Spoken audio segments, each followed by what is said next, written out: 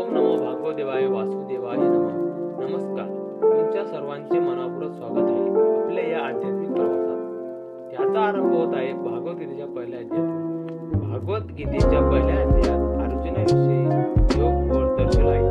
या अध्यायात महाभारताच्या आरंभाच्या वेळी अर्जुनाला आलेले विषय आणि मानसिक संकट दर्शवले आहे. युद्धाची तयारी सुरू झाल्यावर पांडव आणि कौरव यांचे सैन्य कुरुक्षेत्रावर एकमेकांसमोर उभे राहतात. धृतराष्ट्राच्या वतीने संयोजनाने या युद्धाची स्थिती धृतराष्ट्राला सांगितली जाते. अर्जुन रथावर उभा राहून समोर उभ्या असलेल्या कौरव सैन्याचे निरीक्षण करतो आणि त्याला त्यांच्या नातेसंबंध मित्र आणि गुरु यांचे आठवण येते. यामुळे त्याला युद्ध करण्याचे अत्यंत कठीण होत जाते. अर्जुन विचार करू लागतो की आपल्या प्रियजनांशी युद्ध करणे योग्य आहे का. तो आत्महत्येच्या विचाराकडे